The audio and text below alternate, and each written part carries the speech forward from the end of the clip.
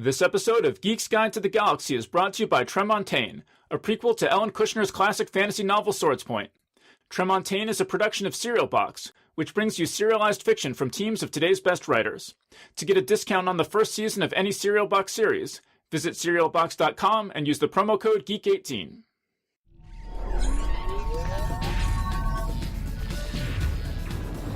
Wired.com presents The Geek's Guide to the Galaxy. And here is your host, David Barr Kirtley. Hello, and welcome to episode 290 of Geek's Guide to the Galaxy. Today on the show, we'll be discussing Season 4 of the science fiction anthology show Black Mirror, which is available now on Netflix. And this will potentially involve spoilers for every episode of Black Mirror, so just be aware of that. And I'm joined by three guests. So first up, we've got our producer, John Joseph Adams. He's the editor of Lightspeed and Nightmare magazines, and he also oversees John Joseph Adams Books, an imprint of Houghton Mifflin Harcourt. He's the series editor of The Best American Science Fiction and Fantasy, and he's also edited many other books, including the dystopian anthology Brave New Worlds, and the anthology of video game-themed stories Press Start to Play. So, John, welcome back. Always good to be here. Then next up, we've got Theresa DeLucci, who you may remember from our panel on Black Mirror Seasons 1 and 2 back in episode 153. She's written about Hannibal and Twin Peaks for Boing Boing, and she's also a frequent guest on Den of Geeks You Still Know Nothing Game of Thrones podcast. She's also a frequent contributor to Tor.com, with recent articles like Season of the Witch, 5 horror reads for fall, and Blade Runner 2049, The Secret Lives of Replicants. So, Teresa, welcome to the show. Oh, thanks for having me back again. And also joining us today is Rafael Jordan, who you may remember from our panel on Black Mirror Season 3 back in episode 227. He's written over 25 feature films that have premiered on video and cable television, including The Lost Colony, Legend of Roanoke, The Immortal Voyage of Captain Drake, Star Runners, and Vampire Nation. One of his films, Yeti, was the Sci-Fi Channel's highest-rated original program of 2008. So, Rafael, welcome to the show. Hey, thanks for having me back. Can't wait to talk about Black Mirror again. And today's show is brought to you by Tremontaine, a prequel to the classic fantasy novel Swords Point by Ellen Kushner, who was our guest back in episode 37. Tremontaine is a production of Serial Box, a new company that brings you serialized fiction from teams of today's best writers. The team behind Tremontaine includes Kushner herself, as well as Melinda Lowe, Karen Lord, Mary Ann Mohanraj, Paul Whitcover, and Delia Dawn Johnson, who was our guest back in episode 87. And here's a description of the book. It says, "A rich fantasy of politics and intrigue, swordplay and sex. Think Scandal meets The Three Musketeers." The prequel to Ellen Kushner's beloved Riverside novels, which developed a cult following beginning with Swords Point in 1987. Noted for its progressive expression of gender and sexuality, Tremontaine is set in a decadent world inspired by Elizabethan London, 18th century Paris, and 1980s New York, where your wit must be as sharp as your steel. For anyone seeking more diverse LGBTQ+ representation, and for fans of Picot's Captive Prince and the Goblin Emperor by Catherine Addison. New York Times bestselling author Naomi Novik calls the story a pure delight full of sparkling characters that match equally dazzling wits and swords. If you've visited the world of Swords Point before, you'll be delighted to return. If it's your first time, you'll be welcomed in style. I can't wait to read more myself. And NPR calls it a binge-ready fantasy of manners packed with swordplay, witty banter, and chocolate. So if that sounds like your sort of thing, you can join the plot with Serial Box right now. Geek's Guide to the Galaxy listeners can get a discount on the first season of any Serial Box series by going to serialbox.com and entering the promo code GEEK18. So that's SERIALBOX.com, and the code is GEEK18. All right, and so now let's get to our panel. Okay, and so let's jump right into this with the first episode of Season 4, which is called Uss Callister. And the premise of this episode is that there's a genius programmer who has programmed a MMO called Infinity, which is sort of a outer space type game like EVE Online or something. And this programmer has a secret version of it on his home computer, which is not connected to the internet, which is sort of themed like his favorite old TV show, which is very much like Star Trek. It's called Space Fleet, but it's essentially Star Trek. And he has virtual versions of all of his coworkers who he basically tortures and forces to act out his Star Trek LARPs with him. And so, John, you said you had some issues with this episode. What'd you think of it overall?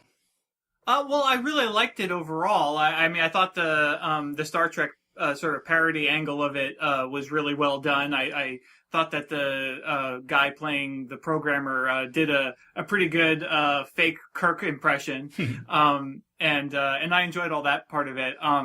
My main complaint, which I was telling you via email, you could probably guess what it is, but it's like, you can't encode your memories in DNA, man. So, like, that kind of ruined it for me a little bit. So it's like, I mean, obviously we're talking spoilers, so it's like, with the main crux of the episode revolving around, this really bizarrely wrong scientific extrapolation that you could, somehow get someone's memories off of by finding their DNA somewhere. It's just ridiculous. And I was also disappointed because it's like, well, they could have probably worked around that, since they have this device that sort of interfaces with your brain in some way. It's like he probably could have copied some of that, had a version of that device that could have secretly scanned their minds or something like that. I mean, that still would have been kind of hand-wavy bullshit, but at least I could have bought that hand-wavy bullshit. Like, it's like, I know for a fact that you can't encode your fucking memories in DNA. so that kind of bugged me. Well, obviously it bugged me a lot, but I really enjoyed the episode other than that, if I just didn't look at that part. Yeah, I mean, they already did all that stuff with Be Right Back in season 1 or 2, where they could upload a version of a human being based on all, don't you think by this point in the future, Facebook, Twitter, all social media will record every aspect of a person and create? That would be a little better than the hand wavy DNA stuff. I agree. I mean, I guess for me, I looked at it as the one crew member said, he had a fucking gizmo, all right? Yeah. Yeah. Because basically, to me, that was Charlie Brooker's way of saying, just buy into it. Because, like you said, he could have had some kind of synapse scanner thing, and we could have wasted time on that. But I kind of just thought it was more insidious and stalkery of him to get the DNA the way he did. So I didn't mind it. Absolutely. I just thought there was so much to love in this episode. I looked past it, I guess. Yeah, I guess I'm with John, is that this is like the alien resurrection school of biology. There's just this idea in a lot of science fiction movies that if you clone someone, the clone would have their memories, which, is just not scientifically correct. And yeah, I get what you're saying, Raphael, that who cares ultimately, but I especially given that it, like John's saying, it's in this universe where brain scanning stuff is so commonplace. I wish they had done something a little bit more like that. But so John, what did you think about, other than that, if we just pretend that they use brain scanning to create the virtual duplicates, what did you think of the rest of the episode? Yeah, no, I really liked it. I mean, I liked the conflict, between all the characters that were trapped in the sim, and then also the way they were able to sort of reach out to, or the one woman was able to reach out to her real world self and all that. That was all pretty cool. It's like one of those House of Cards types episodes where it's very easy to upend the whole thing by poking at any one of the different supporting pieces of the structure, and the whole thing sort of collapses. So I suspect if I picked at it, if I rewatched it and tried to nitpick it, I could find other issues besides just the DNA thing. But just taken as a story on its own without nitpicking it like that, I thought it was really well done. I thought it was cool the way, it was gross but cool the way that he was sort of torturing all these people by making them live out his LARPing fantasies, as you described it. It's a really cool idea, and I could totally see people doing that. I feel like I know people who would do that if they could. So that felt realistic to me, and it felt very Black Mirror, like peak Black Mirror.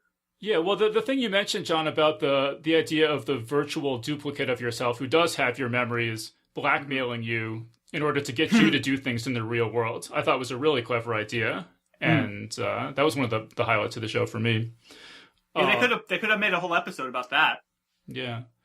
See, Teresa, what else did you like about this episode? Well, I loved Nanette. I thought she was great. You know, because this whole thing was very much like emotionally stunted fanboy gets comeuppance.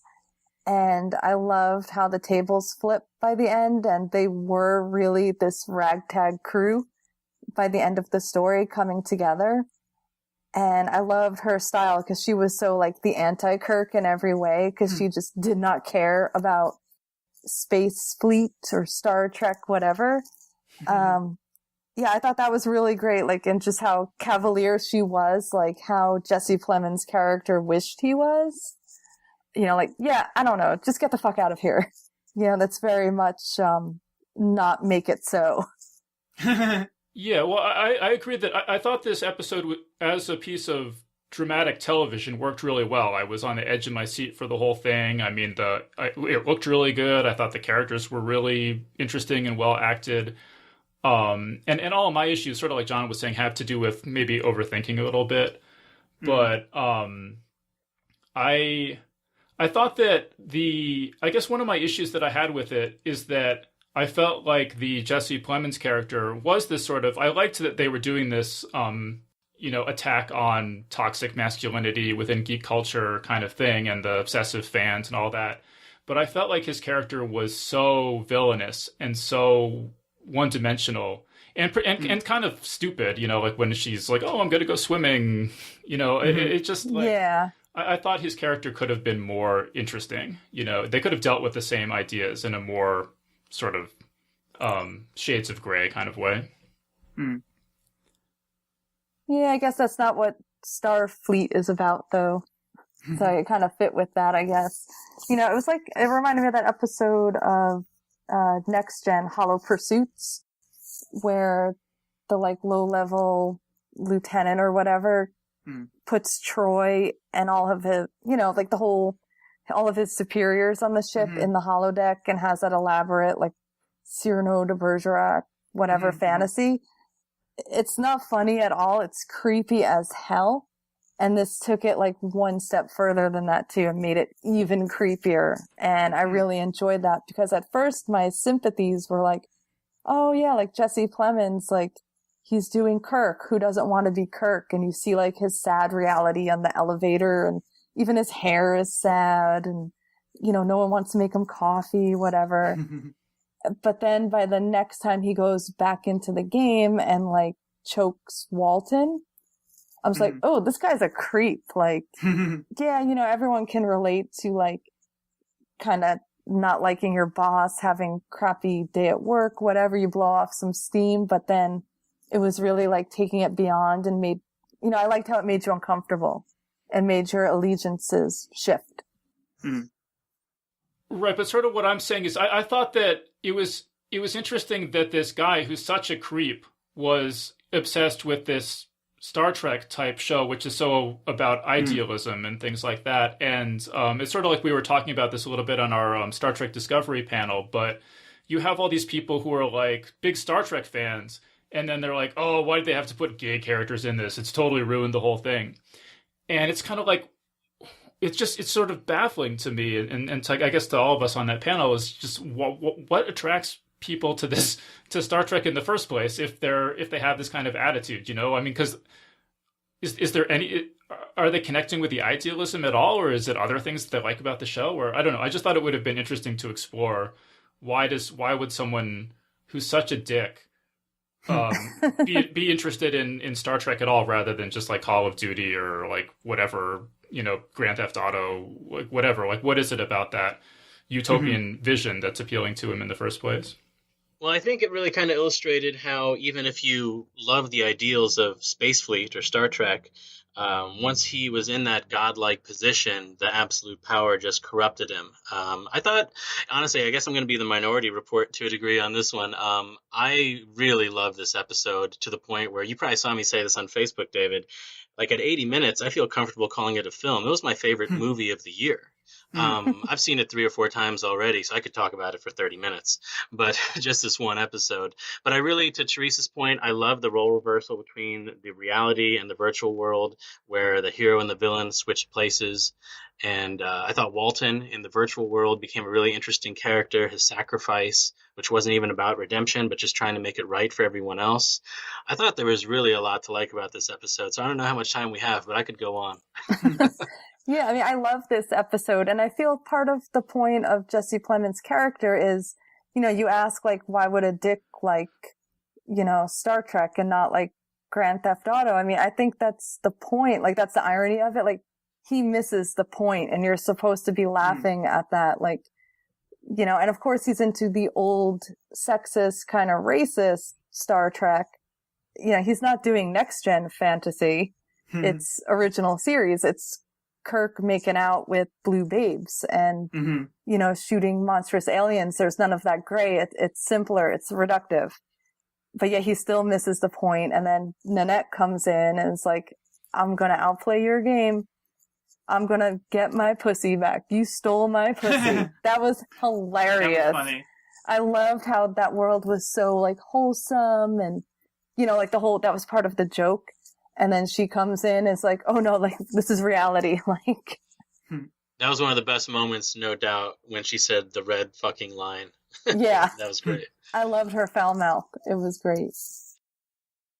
But so, Raphael, maybe just mention a couple, like, we don't have infinite time, but maybe just mention a couple other things, like if there are major things that you liked about this that we haven't touched on yet, maybe just list a couple of those. Sure, absolutely. I'm a very visual guy by nature. It kind of goes contrarian to my writing career. I'm more of a director at heart. I loved what Toby Haynes did with this episode. He had previously directed episodes of Doctor Who, one of my favorite ones, the Pandorica Opens. But I just thought he kind of captured the lens flare and the cool vibe of the J.J. Abrams films. Yes. And I definitely just thought, it was such an interesting combination of a hopefulness and despair. I mean, even I think in true Black Mirror fashion, the ending is not really a happy ending. I mean, ultimately, these people still are prisoners in this game. They have to live out their lives at the whims of other players, and they're always going to be on the run trying to survive. And that's not to even mention Jimmy Simpson's character, Walton, who is effectively screaming eternally in pain or deleted, but we're not even sure. It's one or the other. But he's not with them at the end. Like, he got left behind. And I don't know, I just thought so much of it really worked. I loved the acting. I thought Jesse Plemons channeling Kirk was fantastic. I did notice when I was reading some stuff online, the producer of this episode, Louise Sutton, said she was actually hoping it could be its own series someday. Yeah. She thought it'd be a great backdoor pilot, and revisiting it later in future seasons is, I guess, on the table. So. Oh, I would love that. They went from Star Trek to Mass Effect. It was great. Mm-hmm. No, absolutely. I love how it combined elements of Twilight Zone. The It's a Good Life, I know, was one of Charlie Brooker's inspirations. The little boy, just basically is God, and everyone has to be nice to him. So I thought that was great. There was even a Futurama reference in there. They were drinking Slurm. Oh, yeah, the bright yellow chunky fluid. Yeah. Yeah, I don't want to give the impression that I didn't like the episode. I mean, I really did like it. So, I mean, I don't even know that it's a matter of Raphael, you being in the having the minority report here. I mean, I really liked it. I have certain complaints. But overall, I mean, I really enjoyed it. If I just ignore the things that bug me about it, then it's wonderful. I love like 90% of it. But when it's for me, like when it's an element that like seems so essential, and it's like the entire thing, the entire sort of plot revolves around this one thing, but then that one thing is like, okay, well, come on, like you could have done better than that to make me not question that, like just throw me right out of the episode like that, because it's like so obviously scientifically ridiculous. That's just why it bugged me. But I mean, like I said, I really liked the episode overall, so. Yeah, I think this was one of the best ones of the season. And yeah, that's a totally valid criticism, John, as well. I guess, maybe they're aware that they're using the whole cookie aspect, like, like downloading consciousness, pretty often. So maybe they don't want to go back to it more than necessary. But you're right. I mean, definitely it could have made more sense. Yeah, let me just say, John. I mean, Black Mirror is my second favorite show on TV after The Expanse, but they're pretty close in my mind. And every episode of this is worth watching, and it's so thoughtful and intelligent. So, any criticisms I have, keep that in mind. That this is in the context of I love the show, and I encourage everyone to watch every episode. Just one other criticism, though, I want to mention is that one of the tropes I kind of dislike about VR is the idea that if you die in the game, you die in real life, or you get trapped in the thing or whatever. Because I just can't imagine anyone would ever use this technology if that was even the remotest possibility. And I feel like that wasn't really particularly necessary for this story either. So I would have liked it if the Robert Daly, the programmer character, if he had some other sort of revenge visited on him at the end, other than he dies basically or is trapped in the game or whatever, because it just that again, like the DNA thing, just sort of strains my suspension of disbelief a lot. Yeah, it's tough to swallow that he wouldn't just wake up at some point, but I guess, it's such a dark ending that his consciousness would be trapped in a black vacuum forever. I mean, I guess that was too appealing to pass up. Yeah, I was left with the impression that he basically got lobotomized or something, or that he had been, turned into some sort of like a vegetative state kind of situation. That's what I thought too. So, I mean, although I agree with Dave, it's like, if there was the remotest possibility, then you would think no one would use it. Although, to be fair, he is running this off-brand, version of the game that he hand-coded and everything. So it's like who knows? I don't know what kind of programming would go into anything that would allow you to interface directly with a game with your brain. So, who knows?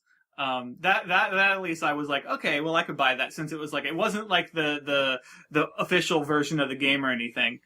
It wouldn't necessarily have any safeguards. Right.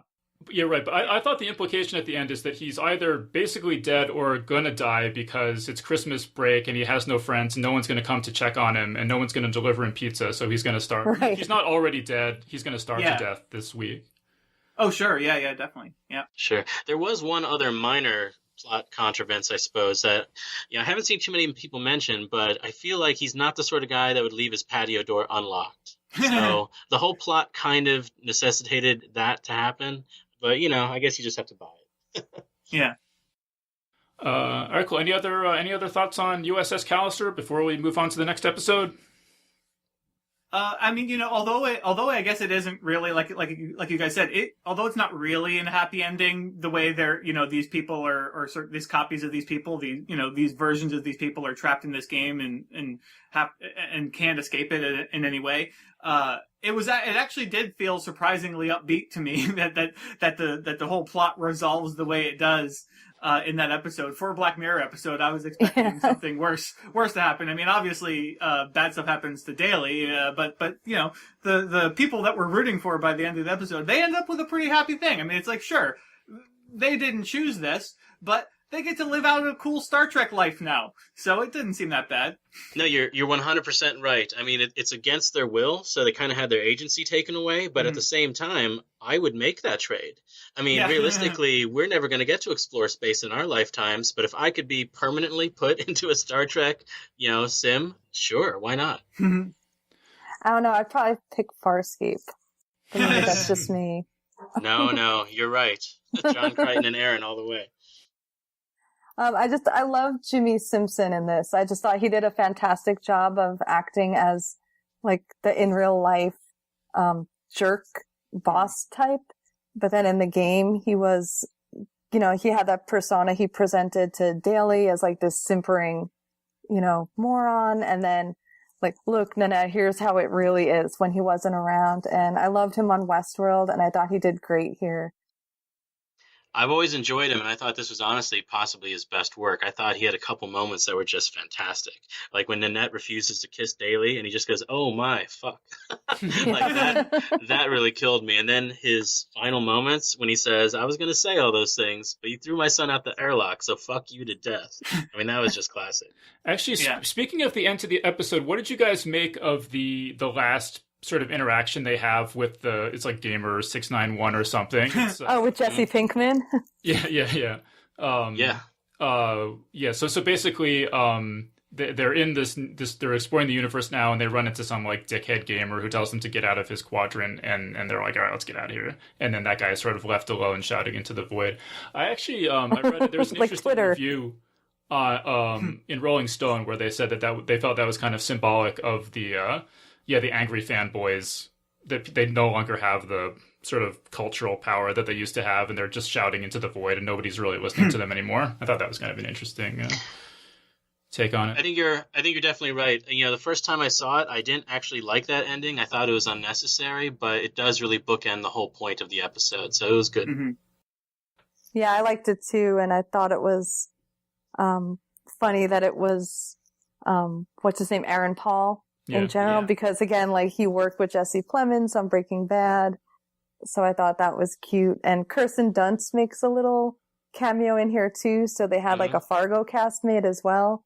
There was just a lot of Easter eggs in this episode I thought was great. And yeah, I like that last message, and I'd like to be hopeful that hateful internet assholes are just shouting into an angry void, but it gets hard to believe that sometimes these days still.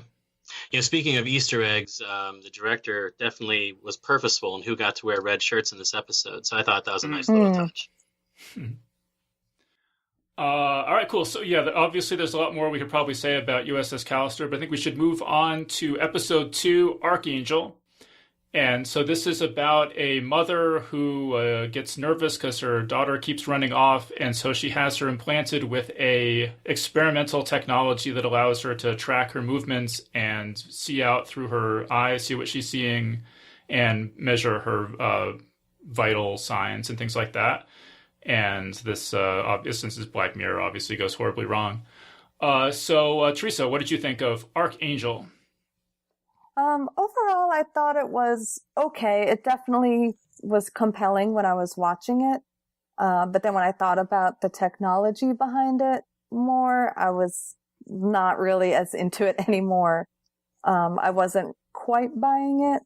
But I thought it did what Black Mirror does well with invasive technology that could offer something positive, but then have real negative effects on human behavior. And this is child rearing. And I think this is one of the first episodes we've really seen Black Mirror touch on child rearing in the age of, all this new technology and surveillance footage and things that should make a parent's life easier. But how would that affect a developing mind? And I thought this episode did it nicely. And I thought Jodie Foster's direction was nice, chilly. And I thought the acting was pretty well. I really hated the mom, and I feel like I was kind of supposed to. So I guess she did a good job because I didn't like her, and I felt like, yeah, I wonder why you're alone, but not really. Well, what did you think? You're terrible. What was it about the technology that you found unpersuasive? I guess just when they put it away in a box in the attic for like 5-7 years, and then all of a sudden it was able to be paired up again. I mean, I haven't used Skype in like 11 months, and look, I had to download new updates to it and reconfigure my computer. Just that out of the box. At least she did have to charge it.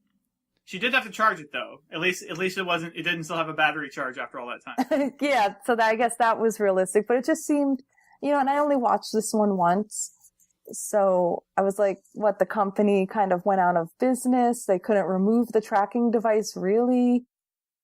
That never happened somewhere down the line. So yeah, maybe I didn't pay attention to the woo that much and was more looking at how it affected their relationship as a mother and daughter.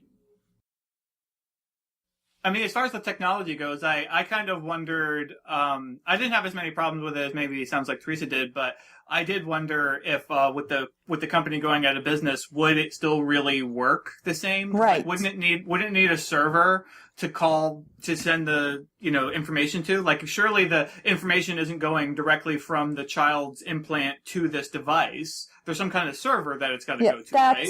You nailed it. That's what I think was bothering me, because that sounds much more plausible than what happened. So that kind of did take me out of it for a bit. And then also, is there no other way to track a missing child in this world? Like, did the police stop existing? She doesn't have an iPhone with GPS on it.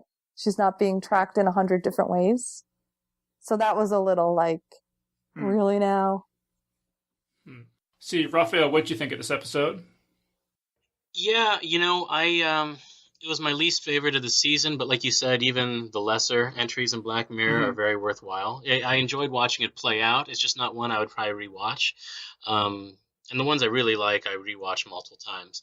But, I thought it was very realistic. I mean, even though Teresa's right, we're supposed to dislike the mother, she was very sympathetic to me because I could see that just being inevitable. I feel like that's something that my parents would have taken advantage of had the technology existed. And, I certainly would condone it on small children, but then at some point you have to stop. And so the question is when, and I could see it being addictive. I don't know. I mean, I don't think it was the most engrossing episode, but it had, like, in a way, the most realistic temptations. I think that that's a technology that could easily exist at some point and people would use it.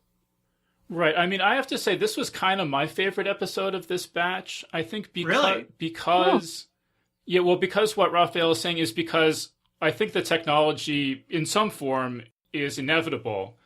And the questions that it raises about how do you weigh safety versus allowing someone to form their own identity, I thought were maybe the most profound question of any of these episodes. And I just found it emotionally really engaging. I mean, I just had the strongest emotional response, I think, to some of the situations that happened in it, to any of these episodes. And I kind of liked the mom. I don't know. Maybe I'm just too nice or something. But I could, maybe it's because we just got a kitten, and so now I'm like, oh my god, what if my kitten runs away? What am I going to do? So those kind of issues are maybe more like hitting me harder than they did a week ago. But yeah, I totally get like having your kid chipped or something. I have no children, by the way. Maybe it's a good idea. I don't know. But that part makes sense, Yeah. Even like the surveillance to a degree when they're small. But I do think maybe the concept could have been taken in other more interesting, darker directions. It seemed to flirt with it with the whole filter idea. Like she didn't seem to have any grasp on social, interactions or like she couldn't differentiate between a pleasant conversation and violence because she was just used to filtering everything that stressed her out. So I kind of thought they could have gone more in that direction. Maybe she should have become a sociopath or a killer. I don't know. But that's where I thought it was going, and that's what I thought was interesting. I agree. That was the most interesting part of it to me. And, maybe being a teenage girl at one point in time myself, I just reacted really viscerally to the idea of a mom, surveilling a teenage daughter like that. And then she kept taking it further and further with the boyfriend and then the emergency contraceptive, which that's a whole other separate thing. And I get why people are upset about that. But like, that is where like my sympathy completely stopped for the mom. And I'm just like, wow, you're terrible. Yeah, it definitely goes, like at a certain point, it definitely goes too far. Let me talk about the violence, though, because I felt like Charlie Brooker was kind of making this argument that this is why we need violent entertainment like Black Mirror, is because if we try to... And I heard C.S. Lewis made the same argument, which I think is very profound, but basically, in a world in which violence is a real possibility, trying to shelter people from violence is a terrible strategy because you're just leaving them defenseless against the world. And, like if you avoid showing people, violent movies or something, it's not going to make the actual world any less violent. It's only going to make their grasp of the possibilities of violence in the world less immediate. Yeah, I agree. I wish it pushed that theme further instead of the more hazy lines of maybe agency for the daughter. At its core, it does what Black Mirror always does well. It shows the perils of technology and how they can backfire. I mean, obviously, she only succeeded in pushing her daughter away. In the end, she gets into a stranger's truck, and I kind of took that as potentially ominous. It just cuts to black. I wasn't sure. I mean, I thought it was a fine episode. I appreciated a couple of the Easter eggs. Like at one point, she's watching Men on Fire, the season 3 episode. Yeah. I missed that. I actually like this episode too, Dave. So I'm sort of I'm more with you on this one than the other two. But I mean, it wasn't my favorite of this batch, but I did really enjoy it. I do have I have two step kids, and so I did relate to it on that level. Although obviously I disagree with the way how far the mother takes it and everything in there. But it seemed pretty believable to me in that respect. I really love the idea of the filtering. Like it was really cool and creepy the way it's presented, and I liked the way it like, just changed the way this kid grew up and how strange everything would seem to her at first. And like when she, is even just learning about, learning things outside of the filter, like through different kids trying to tell her things or, and that kind of stuff. So, I really liked the way all that played out. Although this episode also made me, first question was like, are any of these Black Mirror episodes supposed to be like connected and like sharing worlds? Because like this one felt like it was related to White Christmas, where like, yeah, like I haven't rewatched that one since I saw this one, but it's like, it seems like the technology of the filter is very similar to the technology that filters him from everyone else in the world. Yeah, actually, John, let's revisit that later in the episode. Okay. But yeah, because I think there's a long conversation to be had about that. But let me just say about I think that Raphael was suggesting that this should have been darker. I actually think that, well, first of all, I think the filter thing could have been its own separate story. But I actually think that this should have been less dark in a way, because I feel like, I mean, the thing that I sort of underwhelmed me about it was that I felt like the message of it, or the sort of attitude of it, was completely clear from the beginning, which is that this is helicopter parenting, and implanting this device is terrible and it's just going to cause problems. And then that's exactly what happens. And I thought it would have been more interesting to explore the upsides of this versus the downsides. And what if you grow up in a society where this is just normal? Is that really that bad of a thing? And, like, of course, we're used to our parents not like we're used to having times where our parents don't know where we are, but in the future maybe our parents will always know where we are. And can we have like a serious conversation about what the upsides and downsides of that are? And I think what good science fiction does is not just take for granted that any new technology is going to be bad and it's just terrible, but to actually objectively look at what the upsides and downsides of it are. And so I thought it would have been interesting if this show hadn't sort of started out with the attitude that this is a bad technology that's only going to cause problems, and had sort of explored the multifarious ways that it might play out in the real world. Well, to that point, I actually found it distinctly like unlike a lot of the other episodes in that sense, because normally all this technology is presented as completely just standard and everyone goes along with it. This is one of the only times I can think of where, like, I was surprised that the technology went defunct. Like, people stopped using it. That didn't actually seem believable to me, because I feel like it's inconsistent with everything else we've always seen. Like, I mean, this is a pretty horrifying future that they're always depicting in terms of, lack of privacy and surveillance and all that stuff. I feel like, I don't know. I think they would have continued to use that technology and it would have been a lot more common than it was portrayed. Yeah, I think that chipping your kids so that you can always find them if you have to is inevitable once the technology gets cheap and effective enough. Looking out through their eyes and stuff like that, there would probably is maybe technologically not feasible, and there would probably have to be all sorts of laws, particularly as the person gets older. But I just don't see any technology being abandoned pretty much ever, and certainly in a technology that's going to find your kids for you if they are kidnapped or something. I just don't see any way that that's not going to happen. Teresa, what do you think about any of that?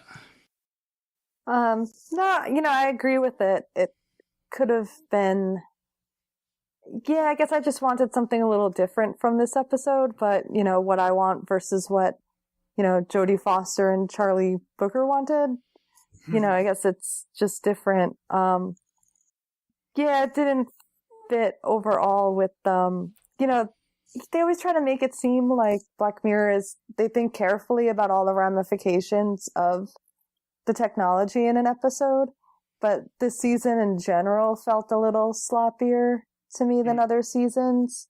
Some of the seams were showing, and I think this was one of those cases where it was. And I think that's why people get a little annoyed over like glaring things like the emergency contraception.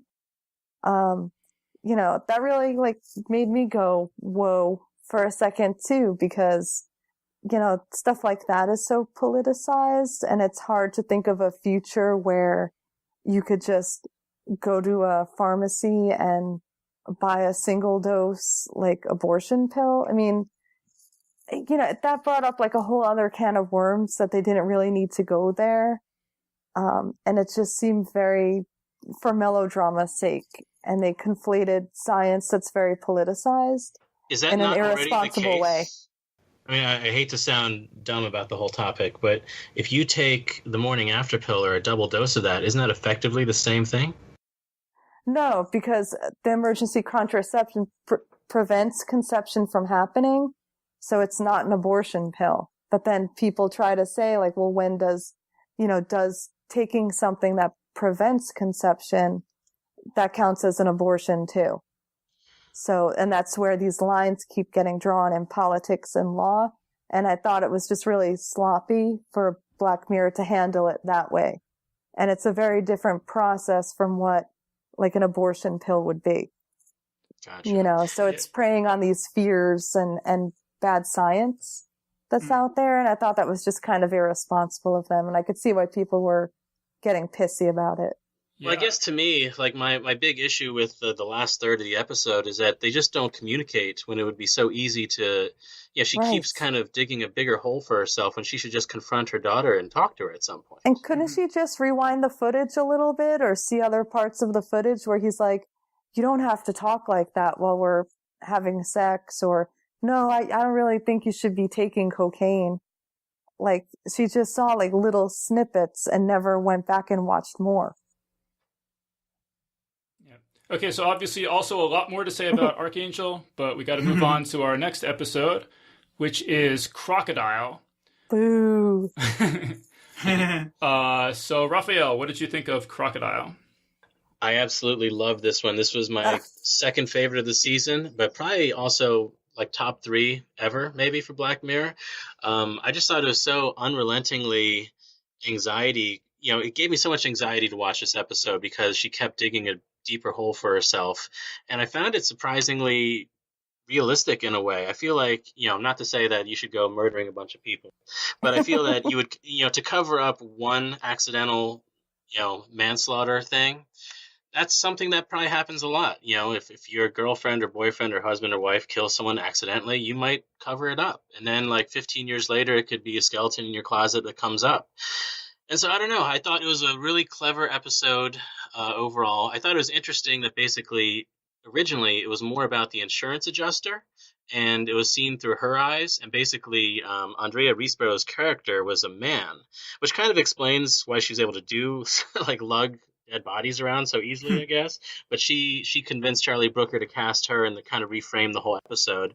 So it's kind of interesting. But I thought it had a lot of great little dark touches to it, and it was just so moving. I definitely saw like the guinea pig thing coming, but it was very satisfying when that came true.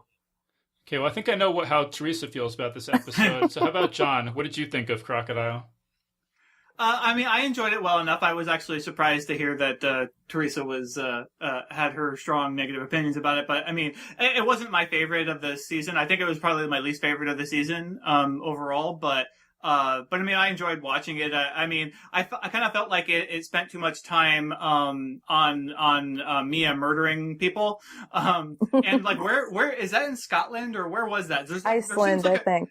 Oh, was it Iceland? Okay, that's what we thought at first, but then we thought like, oh, maybe it's Scotland, but it's like wherever it was, there's lots of great places to hide bodies there. I mean, like just like that one place, that first place that she drags the body, like, oh, perfect. That was, and she never saw a soul on the way from the, from the hotel or whatever to where she disposed of it. But it was, I really love the technology.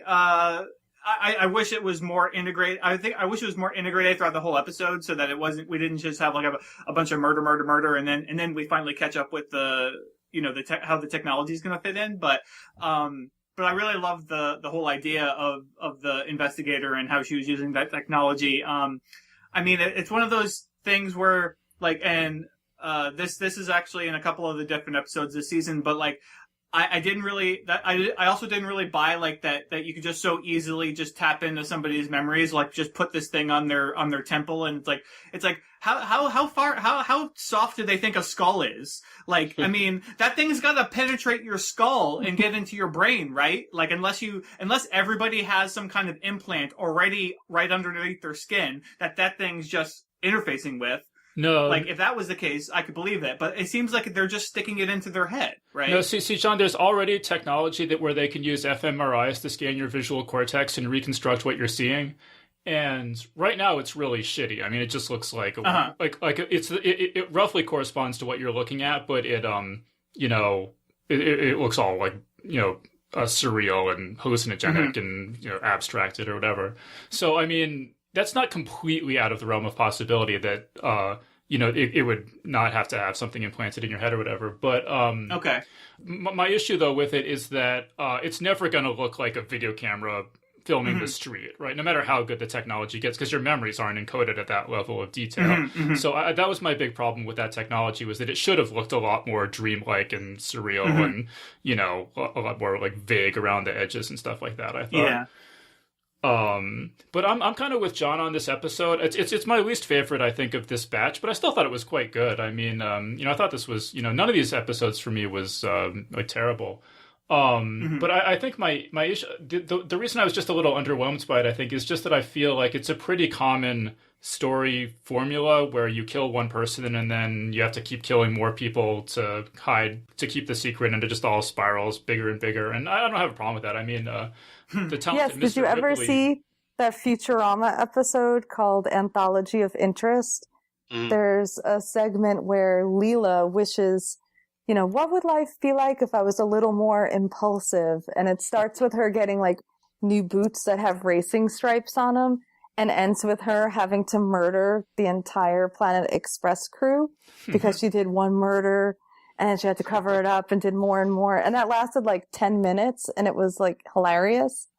And that to me was like that same exact plot, but played so serious. I kind of had to laugh because I was, by the end, I'm just like, oh my God, she's going to kill the baby. Like, better get the guinea pig. And I was joking. Like, I didn't think they would really make the guinea pig. Codger, damn you. You snitch. Let me just pick up on what Raphael was saying about how, I guess they changed the gender of the main character. And yeah, just the part where Rob dies just did not feel persuasive to me at all. And then the fact that there's also this accident outside her window at the exact same time. There were just too many sort of contrivances going on, clustered around that, that scene, that it sort of, my suspension of disbelief broke down really at that point. Well, I feel like a lot of great stories are based around a coincidence, so that didn't bum me out. I mean, it was dumb of her to go to the window. And definitely dumb of her to admit she had seen the accident. She could have avoided all of it. But I don't know that she could have, because I felt like they said there was a law. She had to. Oh, yeah. I was under the impression that she only had to undergo the dredging because she admitted she had seen the incident. If she had just said she didn't see it. No, but they had her on someone else's memory. Placed her seeing it. Yeah. Yeah, I don't think she had any choice I don't think there was anything she could have done to avoid getting her memory dredged, except like talk to the police, as the investigator said. So obviously, I mean, at the very least, though, she should have said no and forced the woman to go get a warrant and bought herself some time to do something else. But then the woman would have gone and gotten a warrant, and then everybody would be onto it, right? Like her own, it seems logical. Her only option to avoid getting caught is to murder the investigator and her husband, and then it turns out her baby. If she had just gotten the gerbil or whatever it was, she would have gotten away with it. Yeah. Yeah, that damn guinea pig. No, it's always those meddling guinea pigs. It's funny. I loved that Futurama episode, but I really did also love this just for the same basic idea, but different tone and execution. I just thought the acting really sold it. Like when she was pleading with Shazia to close her eyes because she was about to kill her. Like she didn't want to kill her, but she knew she had no choice for the sake of her family.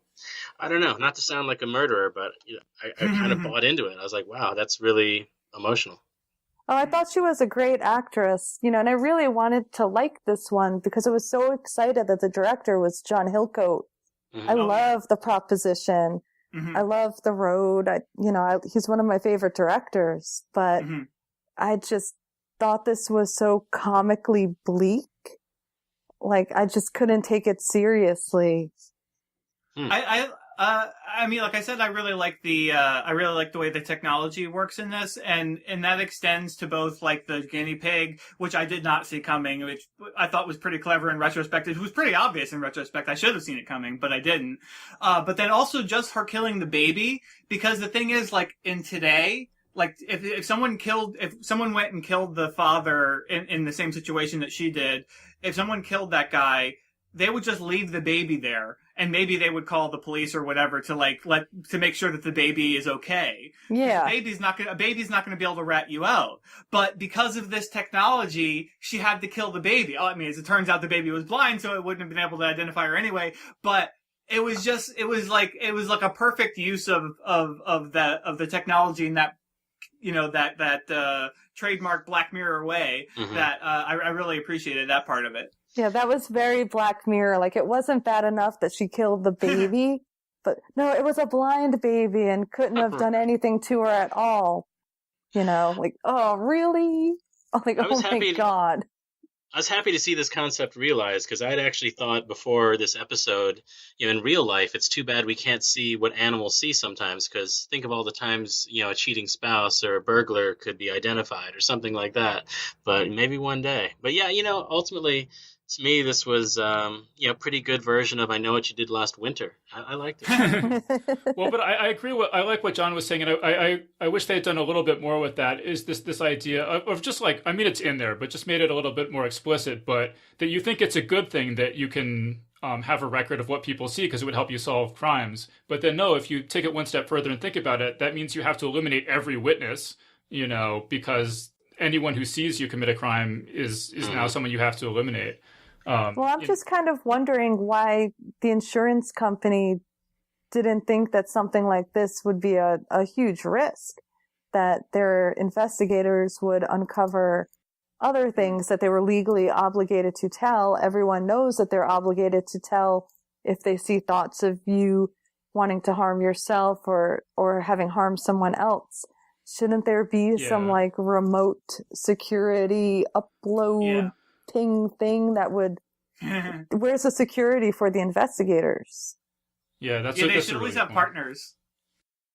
Yeah, I mean, I thought honestly that they were going to go in a different direction with having this like a Muslim woman going out by herself, like, she's a woman, and I thought, more people would give her like a harder time or something, so you would want to have more backup, just I don't know, like, as a woman myself, I'd be a little hesitant going into strangers' houses alone all the time. That seems a little weird. Well, on some level, maybe that has to do with where this was shot, because some interesting production notes tie into that. It was actually supposed to be in Scotland when it was written, but then Netflix suggested they shoot it in Iceland. So that actually created those gorgeous landscapes and the, kind of feeling of cold despair and everything. But Iceland is so sparsely populated. I feel like people there probably don't take their safety into consideration as much. So that could be an aspect to it. Interesting little continuity error they were able to fix with the memory dredger. I was reading that Charlie Brooker said they had a massive snowstorm while the shooting.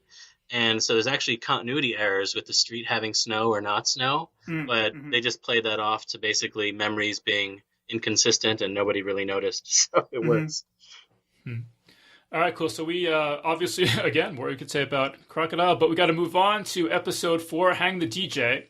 So, John, what'd you think of Hang the DJ?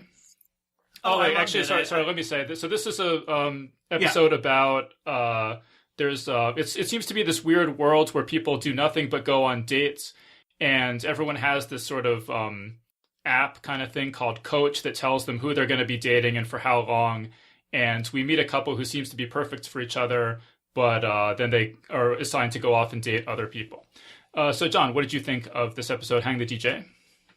Yeah, I loved it. I think it was my favorite episode of the season. And again, it was one of those that I was surprised that it ended in the way it did. That it didn't end up more negative since it's a Black Mirror episode. But yeah, no, I was really happy with all of it. I really liked the way they went through a lot of the different dating stuff that they do, or like, you know, they taking the protagonist through the different dates that they have to, you know, try before they, you know, ultimately find their right partner. I did wish that they incorporated more or less heteronormative choices for everyone, since it's like the idea if this thing's supposed to make you you know, explore all of your different possibilities, like surely, like, you know, they would, you know, date some non-heterosexual couples, you know, or partners. And it's like I think there's one that they do this long montage. There was one showing, for the woman, like, when we're seeing the woman, we see her with one woman in, you know, in her room in bed at some point, but that was it, and like everybody else was all heteronormative. So it's like I feel like they could have done a better job with that, but overall I really like the episode. I like how they give the hint of the simulation early on, and then, you know, once we actually find out that is what's going on, like I felt like it all worked out pretty well. So I was very happy with it. You know, it's funny. Everyone keeps saying that this is this season's San Junipero because it has the upbeat ending. But to me, I feel like both of those episodes have deceptively dark implications. I found this to be kind of a dark ending because they were in the Matrix and those virtual consciousnesses ceased to exist. Like they only existed for the purpose of being one of 1,000 simulations, and then they just evaporate, and then they're not even, you know, they were never even really alive. So, you know, to me, that's pretty dark, actually. Those two people wind up together in the end. You know, they have the 99.8% chance of winding up together, but only because 2,000 people lived and died in a simulation for that to happen. Right. Well, that raises the issue of, are the simulations conscious, or are they like alpha level simulations or beta level simulations? You know, are they philosophical zombies or not? And yeah, a lot of they seem pretty damn sentient as we were following them for 59 minutes out of the 60. No, but see, a philosophical zombie would not externally be distinguishable. Like you can't determine whether something's conscious from its behavior, right? Like that's a huge issue in philosophy of mind. So it could just be like they could just be super advanced computer programs that are no more conscious than any computer program we have now, and they perfectly mimic human behavior. So that you can use them to predict how you would interact with another person or whatever, but they could actually not be conscious at all, right? And I think, yeah, but I think like for moral purposes, we have to assume that they're not. Well, I mean, a lot of the Black Mirror stories. This is Black Mirror we're talking about. I think we have to absolutely assume that every conscious, because think about what we've seen in every other episode, like, and we'll get to Black Museum later, but every time, like, they're able to duplicate and copy consciousnesses left and right. Like, it's like super easy technology. I feel like for the most realistic results, or the most dependable results, that's absolutely what they were doing without any regard to the souls or, you know, whatever of those beings within the simulation. Yeah, no, that's a fair point, that given the Black Mirror's general take on things, that they probably are sentient. I'm just saying that you could, you know, you could build this technology in such a way that they weren't, and it would work just fine. Teresa, what do you think? Yeah, I tried not to get too existential in my thoughts about this one, and just enjoyed the adorable people meeting cute and being in love together. It was really nice. I mean, it wasn't as good as San Junipero. Like, I wasn't crying at the end of it, but I was like, oh, no, that was really nice. I'm relieved that it was something good, you know, and I really liked the main couple. I thought she was really engaging, and I thought he was really charming and dorky. I liked the ticking countdown clock of their days, adding tension to the story. I thought it had a nice pacing, you know. Sure. But very early on, I was like, oh, this must be a simulation. I'm like, do these people not have jobs? How do they date so much? Something's amiss here. Yeah, you know, I enjoyed the episode a lot. I thought it was pretty solid. I think for me personally, you know, all those things you just said, Teresa, it worked really well, and it was a sweet story. I think it would have been bumped up from my 4th or 5th favorite of the season to 1st or 2nd if in those final moments when all those couples were beaming up and disintegrating, like they would have looked at each other, Frank and Amy, and been like, holy fuck, we're not even real. It is a simulation. Yeah. And because I feel like that it lets the audience off the hook to just have 100% happy ending there when I think there was definitely a dark half. I agree with John that this is my second favorite of the season, and I agree with Teresa that it's because I liked this couple so much, and I just was really invested in their chemistry and their relationship, and just the scene where he looks at how much time they have left together without her. Yeah, I just was just like so heartrending for me. I was like, oh god, I was so tense at that part. So that's what bumped it up to number 2 for me, is just the emotional reaction I had to it. Yeah, I just got chills thinking about that moment again, like as you were talking about it. It's like, yeah, that was so well done. And it's like you totally could see yourself doing that in that situation. Like, yes. It's like, oh no, I just want to know. Well, because I mean, especially when you're conditioned by this thing, by this experience that you're going through over and over and over to know what the timeline is, to have gotten into this thing, you got to be dying to know. And it's like, and then, that was just so great the way they handled that. So, I mean, that, I agree, that really elevated the episode.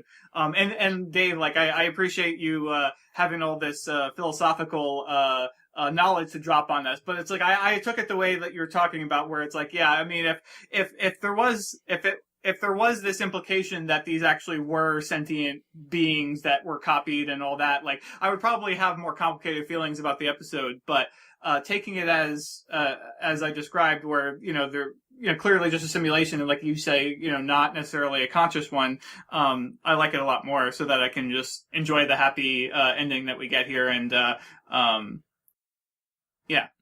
and I like the way, like, once it actually finally wraps up, it explains away all of the weird ridiculousness of these people just dating all the time and just like having to do what this app says, and they don't have to go to jobs and stuff like that. So it wraps it all up in a way that makes sense. And when you look at it from the outside, it's like, oh, of course, because it's just a simulation to find out who you're supposed to be with, and you can totally imagine that's kind of technology working that way.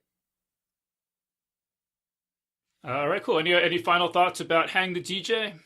Well, here's a question for you, because we had fun discussing this when I had people over to watch these episodes. If this weren't, the twist obviously reveals that it's all a simulation, but if this were, an actual dystopian future or whatever, like, would you sign up for this dating app? Would you put yourself through this? Because, it was funny, the results are about half and half. I mean, I absolutely would in a heartbeat. Mm-hmm. Well, wait, but then you might have to spend a year with that woman who's just like, oh god. It was awful. That's true, but, we all To be fair, those guys weren't much better. Yeah, I guess I feel like it's kind of, if it actually were proven to work, I mean, you. I see what you're saying. If it were proven to work, would you do it? Well, right, yeah. Absolutely. Yeah, especially if you're not thinking of them as really sentient people. Did you guys notice the receptionist in Callister who's using this dating app? Absolutely. Oh, is she? That was a nice touch. Okay. Yeah, when you first see her. Yeah, I didn't notice it until, I rewatched it again tonight, and I'm like, hey, it's the app. No, but he's saying if it wasn't a simulation, if it was your actual life and you were in a dystopian world and there was no simulation at all, would you sign up for this system? Right. Because as we were watching the episode through the first time, before we knew it was a simulation, we were wondering whether or not we would put ourselves through that. Mm-hmm. I mean, I guess it depends on how shitty is the rest of the world outside of this environment, I mean, how dystopian is it? Is it the Hunger Games or... Yeah, I mean, because I tried online dating. I didn't like it. I met a guy in a Yahoo chat room. That's how long ago it was. And it just ended poorly. And I just decided I don't want to meet people online. Okay, wait, but what Raphael's saying, I think, is right. Say it's your actual life in the real world. Mm-hmm. And you have the option to go to this like weird world for 10 years. And for 10 years, you're going to have to date whatever weird random person the computer throws at you. But at the end of that 10 years, you'll be matched up with someone that you'll be totally happy with for the rest of your life. Like, yeah, you would do that. What if say, Raphael, why they wouldn't? I don't know. I feel like a lot of people just kind of thought the idea of not being in control of your own choices was, not something they'd be okay with. So, I don't know. Yeah. I mean, I probably would have done it. I think ultimately it comes down to how deterministic your views on the universe are. I feel like there's no such thing as free will anyway, so why not? I don't know if I had to date that woman for a year. Ugh. All right. Well, I think the no free will thing, that's a good note to wrap up that hang the DJ on. So then moving on to episode 5, Metalhead. Forget where, I think we're at. Teresa, what did you, so Metalhead, there's a band of sort of scavengers in a post-apocalyptic world, and they break into a warehouse to get something. We're not quite sure at the beginning what, and they alert some sort of robot watchdog, which is fucking terrifying, and which kills 2 of them and hunts the 3rd woman for the rest of the episode. So Teresa, what do you think of Metalhead? I thought it was really beautiful to look at. I like the black and white, like the muted tones, like there was color in certain spots. I did like the look of the Robo Dog. I thought that was really, really creepy. Like it felt very physical for something. I'd be interested in seeing some of the notes on that, like how much was practical versus CGI. And I thought the main actress was very good and convincing. I wish this one was one I unfortunately got spoiled on before I saw it, and that kind of killed it for me in a way, because I knew the whole time what they were trying to get. So I watched it with that in mind, and, a good story can't be really spoiled. But then I just didn't find this as good of a story. I thought it was very thin. And then the end, again, kind of like Crocodile, that nihilism of all of this for the comfort of a teddy bear. And I'm like, all right, yeah, the world is bleak. Like, I get it, Black Mirror. It's a dystopia. I get it. So it didn't mean that much to me. See, when it was done. From interviews with the director, I thought the ending was supposed to be not like the very ending was supposed to be not bleak. It was supposed to sort of reaffirm your that even in the direst circumstances, humans don't lose touch of their humanity and empathy, and will still be willing to risk everything to comfort even a small child and stuff like that. But then they get killed at the end by horrible robot dogs. But it's the thought that counts, right? That's what I liked about her and her friends. They were doing this very good deed, like a very foolish, selfless deed, and I thought that was very nice. And that made me like them instantly, even before I knew what they were going for. You could tell it was someone that they cared about. And, isn't that what all of The Walking Dead is about? Like people trying to hold on to their humanity. This was way less long-winded with that same kind of point. And didn't have annoying Negan in it or anything. So, Raphael, what'd you think of Metalhead? It's interesting to see how wildly different the reactions to this episode are, because I've been reading a lot of the, ranking the episodes lists, and it's either, a lot of them it's near the bottom, but a lot of, writers really liked it. I really liked it. It was definitely in the top half of the season for me, because I just thought, Black Mirror is getting accused by a few people of retreading the same story points, with like the consciousness cookies and things like that. I think it's important. I think it's important that they branch out and do new things once in a while. And I thought this was a really beautifully shot. It's like one long chase scene. I thought it was just pretty fantastic as an extension of the robotic dogs that Boston Dynamics have been making. And that was clearly the inspiration for this. So, it is like such a slight story that, I rewatched the beginning a couple times just to make sure if there was any clues into the backstory that we could glean from their conversation. But really, it's just, they're trying to get a teddy bear for a kid that's dying, and she made the kid a promise, and that was enough. I thought it was pretty good. I thought it was pretty exciting to follow the whole chase into the house and all of it. I thought she was very clever. I really liked watching her outsmart the dog. Mm-hmm. Yeah, I liked this a lot. I mean, again, like this was my second least favorite episode, but I would say I liked it a lot. Again, I kind of liked all these episodes. I think that the one real problem I had with it, after watching the whole thing, was how ill-prepared they were going into the warehouse. Like, why don't they have any sort of weapons, or even if it was just crappy improvised weapons like cans of paint and, I don't know, anything like baseball bats or like, because the, or I don't know, like nets or just like, I don't know, anything they can find. It seems like just the fact that they have no weapons at all except maybe one crowbar, given what we find out later in the episode, seemed very strange to me. I'll agree with that, especially because by the end we see there's a lot of these dogs roaming the countryside, and yet in the beginning they were nowhere to be seen. They're just driving pretty carefree along that road. I feel like they would have been looking all around them pretty tense and nervous the whole time. So that's a good point. But yeah, it's a simplistic linear story. It's pretty lean, but I really like the director, David Slade, 30 Days of Night and some other stuff. He's always pretty stylish, and yeah, it made me want more. I guess in the end, that's kind of like a barometer for me. Like I wanted to know more, so I ended up feeling like I liked it. Yeah, John, what'd you think? Yeah, I really liked it too. I mean, although I think I'm with you, Dave. I think it's like my second least favorite this season, but like, I also liked every episode to some degree or another. I agree with Teresa. It's really beautifully shot. I was really impressed with the actress that plays Bella, the main character. I felt like it must have been such a great role to get. Like, you get to just react the whole time. There's not much dialogue. You just get to go through all this brutal experience and just act your ass off the whole time. But yeah, I really enjoyed all of the episode. Ultimately, I didn't like it as much as some of the others, just because it's like, it is very simple. And I agree with you, Dave, where you say, well, why didn't they have any weapons or anything? Surely they knew about these dog things that were a risk that they would run into. So surely they would have been better prepared than they were, even if they were scavengers and such, or just, trying to scrape by however they can. I mean, I wish it was a little bit, there was a little bit more to it, but I really liked it. There was actually more at one point. I was reading an interview with Brooker, and he said they had a subplot where basically you could see the dogs are being controlled by this dude across the ocean in a house. And they didn't really go much into it beyond that, but he said there's a moment where, when the woman is trapped in the tree and the dog is in sleep mode, he's giving his kids a bath, but then he goes back to it and he's terrorizing them again. So I don't know. Maybe they never really got further with answers than that, but interesting to know that was almost part of the story.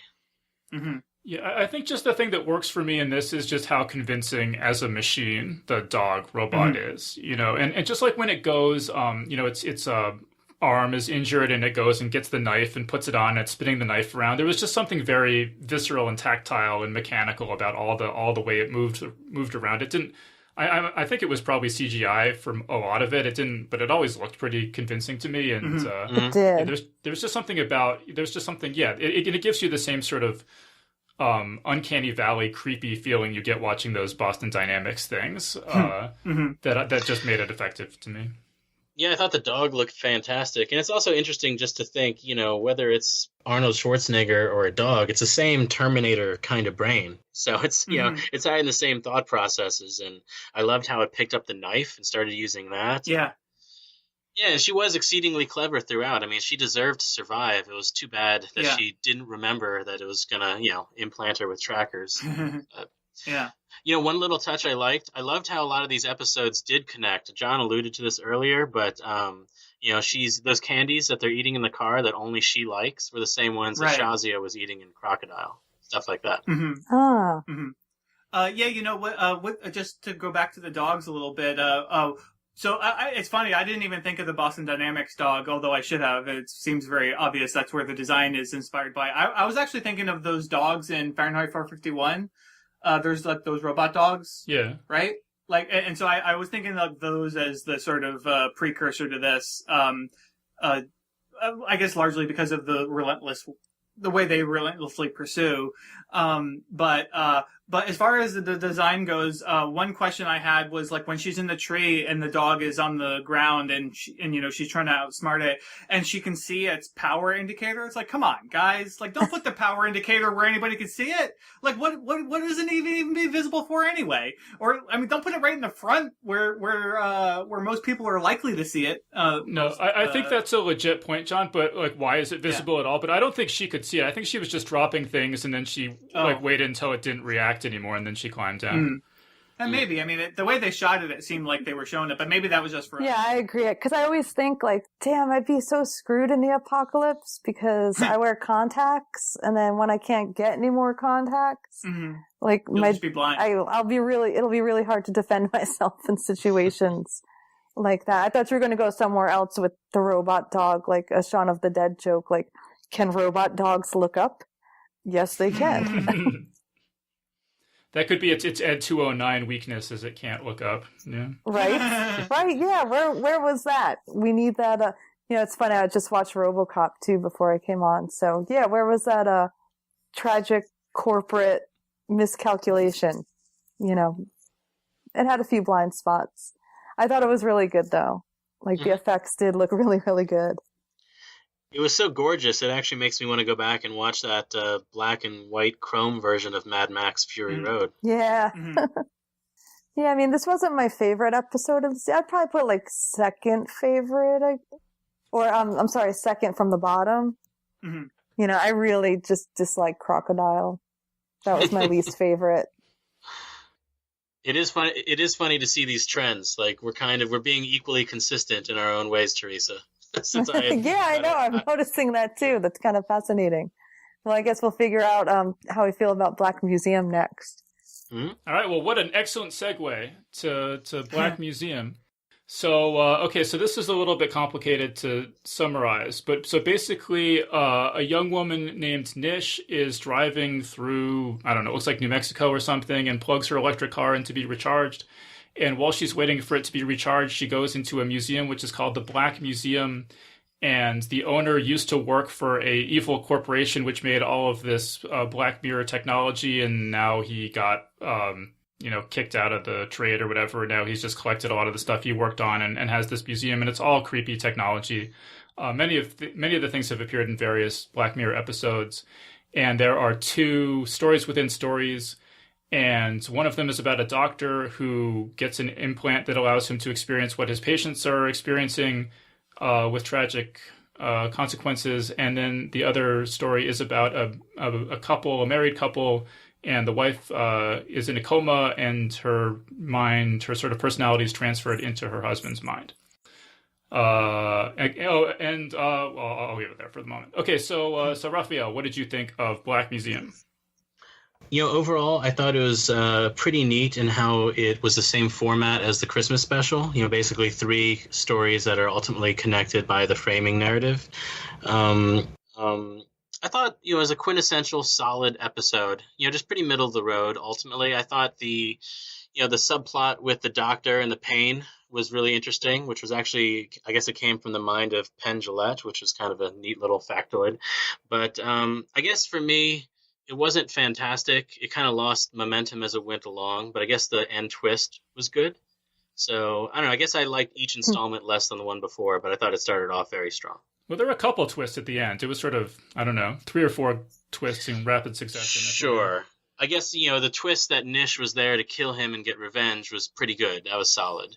I guess it didn't quite pay off for me as much as I would have liked, because that story kind of got the short shrift. It was only like 10 minutes right at the end. So I don't know, maybe there just wasn't a lot to that storyline, I suppose, but they had set clues in the other 2 vignettes. So, it was good. I liked it, but, like probably my 4th favorite of the season, just right in the middle. Yeah, so I guess I'll say that the main exhibit at the Black Museum is the virtual mind of a convicted death row inmate who is pretty clearly implied to be innocent, who is just executed over and over again by people who come to the museum. And it's the young woman who is the visitor is his daughter, and she's come to free him and take revenge on the museum owner who's done this to him. Okay, so Teresa, what did you think of Black Museum?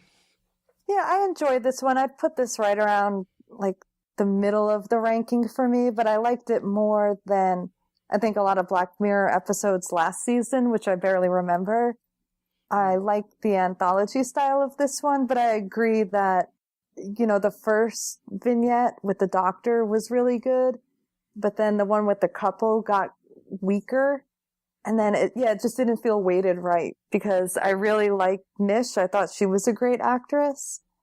And, talking about like criminal justice and technology, they could have mined that a lot more.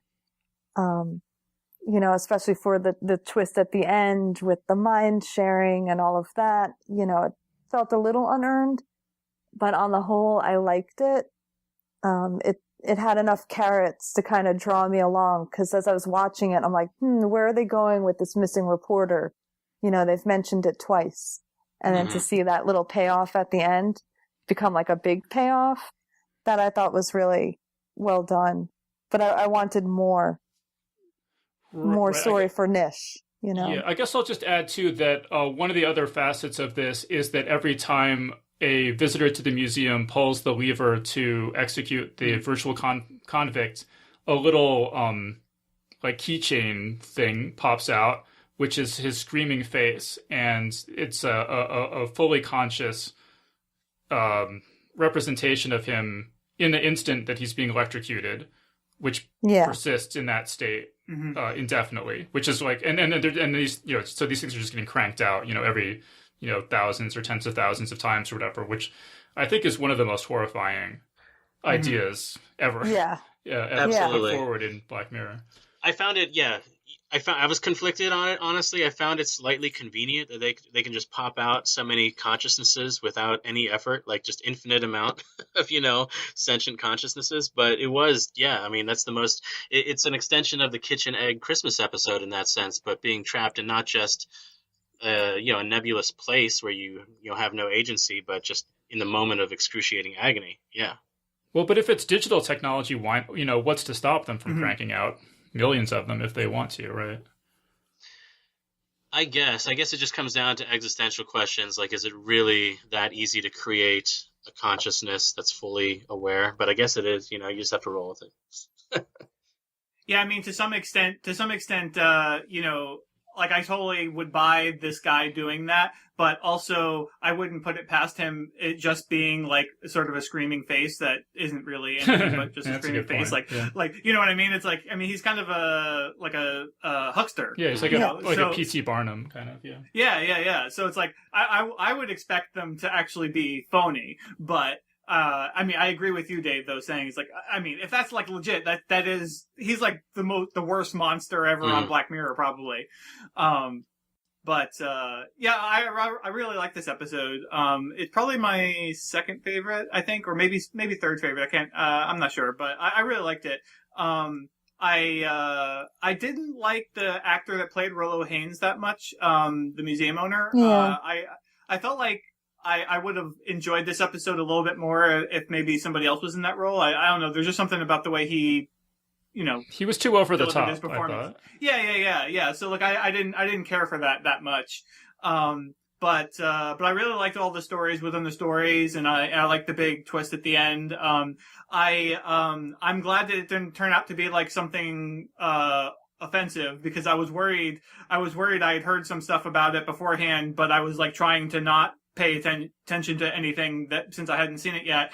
And so I was worried like there was going to be something like racist in it or something. But I felt like, oh, okay. Once I saw it, I was like, oh, I'm so relieved. Now I feel like I need to watch it again so I can just actually watch it and enjoy it without being worried that it's going to veer off into some, you know, awful territory that, you know, makes it something that you can't enjoy. But I should have known better than Black Mirror to go there. So it's like they're not afraid to go there as far as making things awful, but, you know, they tend to not do things that are offensive. I mean, do you have any idea, John, what the actual complaints were that you had heard about? So I saw somebody basically saying that, you know, in order to talk about this episode, you have to talk about race. And basically everybody who's covering it, wasn't talking about race. And so, that's the extent of what I saw about it. You know, and so that's why I suspected that there was going to be something racist in it, but it turned out to, you know, be more about, I guess just sort of the systemic, you know, abuse of African Americans by the criminal justice system and such like that, you know. So I think it was more about that than what I feared, but I think that was what the complaint was. I mean, because there are I guess we could say a number of black characters, you know, Nish and her mother, obviously, and father Clayton, the convicts, are black, and then Jack, the husband who gets his wife's mind transferred into him. And I really liked Jack. I thought he did a good job of conveying the frustration of having your wife in your mind 24/7. So yeah, I mean, there's probably a lot you could say about race, and just the race dynamics of the episode. I don't think we really have time to go too deep into that, but there's probably stuff online. If people are curious, they can go read up on it. By the way, speaking of that plot line, Carrie having her mind stuck in the teddy bear for all eternity, that's pretty damn dark, too. Yeah. Yeah. I mean, you could see why they made that illegal. Yeah. That's what was interesting to me about the Rolo Haynes character. Was he actually, comes across as altruistic to a degree, even if, opportunistic. But then he really does have a dark side to him where he just has no... doesn't care at all for people's, feelings or state of consciousness for all time. I don't know. It's terrible.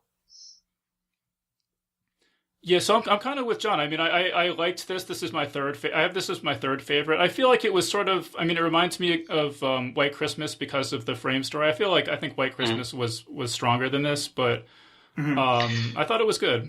It was a great way to wrap up the season since everything kind of built up to that. It was neat to see all the little Easter eggs in this episode referencing the other episodes. Yeah, those are really fun. Yeah, like Crocodile, the tub was in there. The Archangel iPad was in there. So yeah. Yeah, Tommy's lollipop was in there. I totally missed that the tub. That's the tub. I see. Got it. That's the tub where she murders that guy. I got it. Right. And that's why I missed that. To your question earlier, John, you were asking, are all the episodes in this universe taking place in the same exact universe? I mean, I don't know if there is an answer to that. Maybe someone here knows, but I feel like we're just supposed to assume that they're all just variations on a universe where, sometimes they blend over into one another, but they're really more just like Easter eggs. Because you keep hearing that song pop up in all the episodes. So, and you see stuff like Wraith Babes and Crocodile, and you see Black Museum Waldo. Referencing all these other... I feel like at some point, they obviously can't all be taking place concurrently in the same timeline, but, it's pretty interesting that they make an effort to be a little meta about it. Yeah, I never thought that they all took place in the same world, but it wasn't until this season that it even occurred to me that any of them were connected to any of the other ones at all. Whereas this season actually made me suspect several of them were connected. And as you say, Black Museum obviously has a lot of either Easter eggs or direct connections. But then there's also my question of the Archangel technology. Is that the same technology or related to the technology in White Christmas? Is it like a primitive version of that? And then later, at the time when White Christmas takes place, it's just more advanced or it's just applied in a grander scale. So it was just interesting that we got to season 4 before I even started to wonder were there really supposed to be any connections between any of these episodes? Because I would typically watch them as just standalone things. Oh, so that means you missed a few Easter eggs in the first 2 seasons. You got to go back and I guess so. Yeah, it was funny to me to see White Bear Easter eggs in the Black Museum. Because that one, 15 million credits or was it 15 million merits? Merits. They seem so far flung in the future, that I wouldn't have imagined that they would take place in the same universe as, the pig fucker one, But, then you could see, that prime minister, that's a headline in a newspaper in Crocodile. So I'm like, huh. I feel like they're probably just embedding stories within stories. Obviously in the universe of Black Mirror, 15 Million Merits was probably a movie that they turned into a comic book adaptation or something, So who knows? Well, no, the comic book that Jack is reading is called 15 Million Merits. I don't know if you know. Exactly. Yeah. Oh, no, I missed that. Man. And so many Easter eggs. And so a lot of some of the YouTube videos I was watching today were this one must take place after this one because the technology is more primitive and stuff. And I think that it's just you're wasting your time trying to, I think it's all just kind of jokes basically. And the thing, and I want it to be jokes. I mean, I don't want, I don't want the creativity of the storytellers to be constrained by having to, we have to fit this in between this one and this one. You know, I want it to be an honest to goodness anthology show where they just do cool stories and they're not like, there's just not enough anthology. Oh, absolutely. On television, I want this to be an anthology show. I'm with you completely. Yeah, anthologies are great, and if you start trying to make it all one timeline universe, that's too constraining. I mean, like even Metalhead and 15 Million Merits could never be the same universe, so I don't know. Yeah, I thought it was interesting that this season seemed like the one that you most were kind of rewarded watching in order, in episode order. I didn't, I don't normally skip around even if it's an anthology show. But yeah, this one felt like you were definitely a little more rewarded if you did watch all the other episodes before you got to Black Museum. Just because of the Easter eggs? Yeah. Yeah. I mean, just what did you guys think about this? How did you think that this season compared to previous seasons? Did you like it about as much or more or less or... Well, let's see. I didn't like it as much as season 3 overall, I don't think, but I'd have to probably rewatch, to compare. I mean, for instance, like I don't think any episode, I didn't like any episode as much as I like San Junipero, which I think is my favorite Black Mirror episode. But I mean, I thought it stacked up pretty well. I mean, if you look at any season, there's a couple episodes that are just, like to me, like obviously the ones that isn't as good. Like season 1, I didn't really like the National Anthem one as much. Like I thought the other two were much better. I mean, it's fine, but I just thought... I love that one. It made me so nauseous. Yeah, that's one of my favorites. I thought the other two were just... Yeah, I just like the other two much more. And then, like the Waldo moment in season 2, like I thought was like obviously the weakest one. I mean, I guess season 2 is kind of like the weakest one overall. I mean, what does the Christmas special count as season 2 or season? Good question. Yeah, I mean, White Christmas we is talked amazing, about it in our so. season 1 and 2 episodes. So okay. Yeah, Netflix listed as season 2, so I guess. Right. So okay, well, I mean, White Christmas probably redeemed season 2 a little bit more in the running, puts it back in the running, but yeah, no, I think season 4 stacks up quite well. I mean, like any season, I think there's weaker ones and stronger ones, but yeah, I don't know. Yeah, for me, I mean, none of these, my favorites, I think I said, were White Christmas, the National Anthem, and 15 Million Merits, and none of these, I didn't like any of these as much or more than those, but then I didn't think any of these were as bad for me as the Waldo moment or Men Against Fire. So I thought this was a solid season of kind of, not the best, but certainly not the worst Black Mirror episodes. How about Teresa? How do you feel about that? Yeah, I mean, I guess I feel like I like season 1 and season 2 the best. I loved 15 Million Merits. I really liked the entire history of You and Be Right Back because I thought those both really dealt well with the human reaction to technology and how that would really affect. Also, Bill Weasley, he was so charming in Be Right Back. I wouldn't push him off a cliff either. But yeah, season 3, I feel like I barely remember it. I remember Nosedive and San Junipero, but other than that, I don't really remember the other ones. And Shut Up and Dance felt kind of like a bit of a retread of National Anthem, and I thought National Anthem did it better. Now, I would be curious to go back and watch the Waldo moment now, knowing, who our president is now, and wonder if I'd have a different reaction to it. But as far as season 4, I think I like season 4 a little more overall than season 3. Just weighting them all together. Yeah, actually looking at the descriptions again, I think I'd probably revise that. Yeah, because I think Nosedive in season 3 is really strong, and San Junipero, like I said, is my favorite one. Yeah. But yeah, like Playtest is fairly weak. Shut Up and Dance is fairly weak. I actually like Men Against Fire better than Dave. I wouldn't have ranked it among one of the weakest ones, but I'd have to rewatch it. But yeah, no, I don't know. I mean, yeah, season 4 is looking pretty good. Actually, the more we talk about it, although I have to say, I also really love 15 Million Merits and the entire history of You.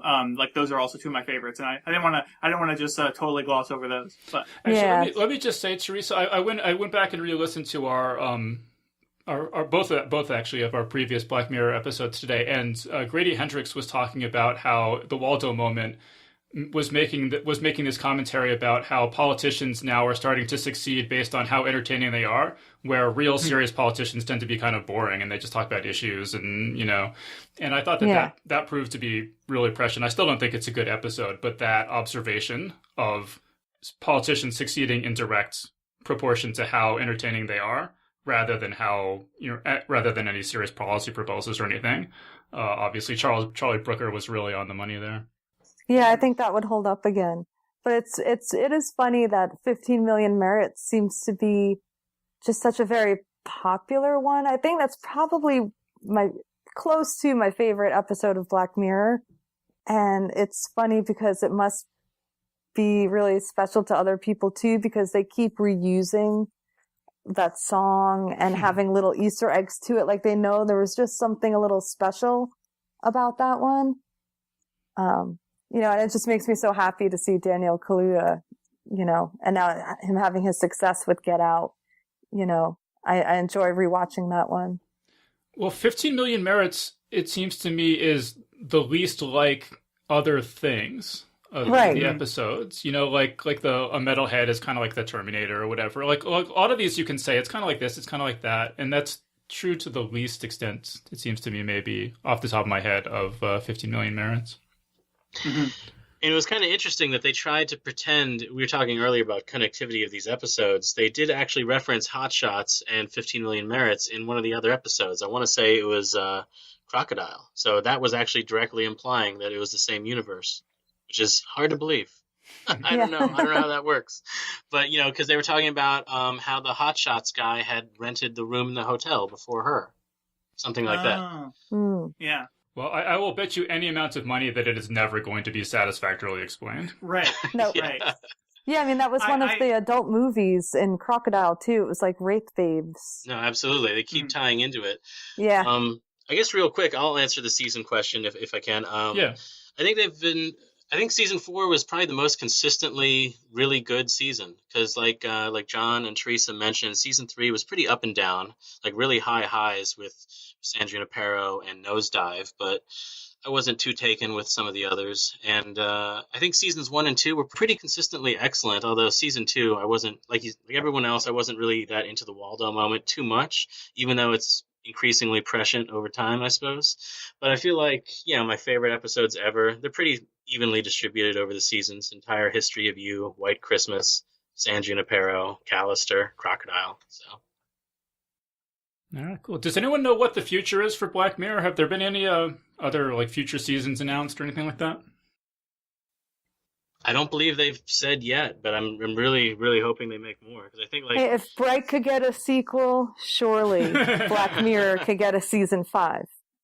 I mean, it seems like it's very popular, so I'd be surprised if it didn't get another season. But you have heard that there's going to be Black Mirror books, right? No. I don't remember if I'd heard that or not. Yeah, so Charlie Brooker is actually editing an anthology that is, I think it's going to just be like 3 or 4 novellas. So it's, it's not going to be like a whole huge anthology with lots of stories. It's going to be just a few sort of longer stories. And I don't know if they're actually going to turn any of those into episodes at some point, or if they're just going to, just have this other thing that exists in parallel to the TV show. But I believe that's supposed to be out this year, maybe not till 2019. I can't remember when it's supposed to be released, but I believe like Cory Doctorow and Sylvain Neuvel, who wrote Sleeping Giants, are supposed to have stories in there, and I'm not sure who all else. But apparently that's in the works. I was really mad when I heard about it because I totally wanted to pitch this to Charlie Brooker, the idea of an anthology of Black Mirror stories. And since anthologies are kind of my thing, I really wanted to get in on that action. But he thought of it already, so that is good news. I mean, I hope Netflix keeps going because I need my 6 episodes a year. I mean, 3. BBC was only doing 3 at a time, and now I'm spoiled. Right. I gotta have more.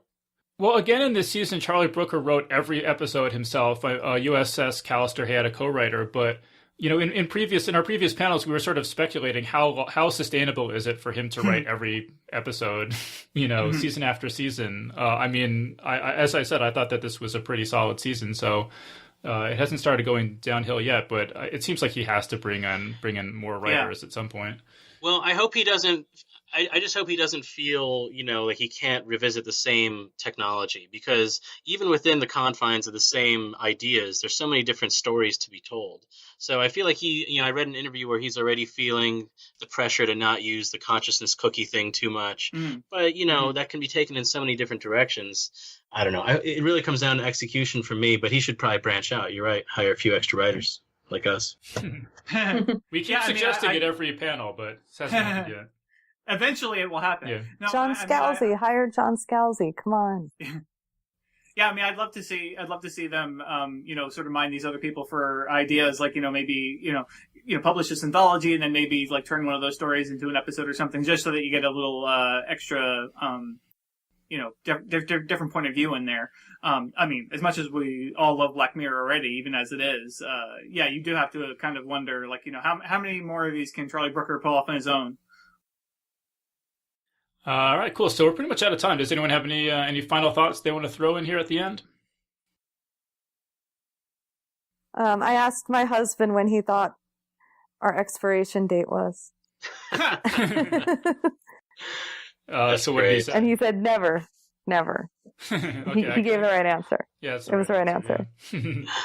Oh, man. I have a sneaking suspicion it's going to be till 2019 at least till we see new episodes, because it just took him like 14 or 15 since seasons 3 and 4. So, yeah, hey, Game of Thrones was just announced 2019 as well. So, yeah, what are we going to do in 2018? Red Dead Redemption 2 had best come out this year. So I'm going to be very bored. I guess Westworld will be back. Yeah, Westworld, that's coming back. I'll just say I'll have my final note be to echo what Dave was saying. It's like, we need more anthology shows. Everybody get in on that. Yeah, really enjoy it. Shows. They are my favorite. Short stories and short films and anthologies. That's where my heart's at. Well, there is this Philip K. Dick's Electric Dreams is coming out in a week or two, so we'll definitely be checking that out. Oh, that looks great. Yeah, and Jordan Peele is going to be helming a revival of The Twilight Zone. Which is going to, again, be a CBS All Access thing. So that's another thing to look forward to. If you're going to get CBS All Access, which I am not. Oh. Do we not already have it for Star Trek Discovery? I don't. No, there's too many subscriptions. I still haven't even watched Deep Space Nine yet. So I'm not allowed to watch Discovery yet. Well, I guess Callister was a pretty good Star Trek fix for the time being anyway. Yeah. All right, cool. So I think we'll wrap things up there. So we've been speaking with John Joseph Adams, Theresa DeLucci, and Raphael Jordan. So guys, thank you so much for joining us. Thank you. Thanks so much for having us. Always good to be here. Mommy wants a hug. And that was our panel. So big thanks again to John Joseph Adams, Theresa DeLucci, and Raphael Jordan for joining us on the show. Big thanks as well to everyone who's given us 5 stars on iTunes, including Martin Kilbinger, who writes, "Thanks to this great podcast, I got to discover a variety and diversity in sci-fi and related themes that I did not think possible, be it novels, anthologies, shows, or movies. David Barr Kirtley is always extremely well prepared, and in the interviews asks intelligent and challenging questions. The panel discussions are always fun to listen to. If I had a wish for an interview guest, it would be Vandana Singh." So big thanks again to Martin Kilbinger for that great review. I also want to give a special thank you to Mike Hannell and Carolyn Penny, who both just signed up this week to support us on Patreon. Geek's Guide to the Galaxy is made possible thanks to support from listeners like you. So if you enjoy the show and want it to continue, please sign up to give us $1 or $2 per episode over at patreon.com/geeks. And if you'd rather make a one-time or fixed monthly contribution, you can do that via PayPal over at geeksguideshow.com/crowdfunding. And I want to give a special thank you to Baltej Pander, who just made a first-time contribution via PayPal. I also want to thank Cereal Box for sponsoring today's show. Check out Tremontaine, the new prequel to Ellen Kushner's classic novel Swords Point, and remember that you can get a discount on the first season of any Cereal Box series by visiting cerealbox.com and using the promo code GEEK18. All right, so that was our show. So thanks everyone for listening, and we'll see you next time. The Geek's Guide to the Galaxy is a production of Wired.com. For more information about the show, visit geeksguideshow.com. To learn more about your host, visit davidbarrkirtley.com. Music and voiceover produced by yours truly, Jack Kincaid. If you enjoyed this program, tell your friends. If you didn't enjoy it, tell no one. Thank you for listening.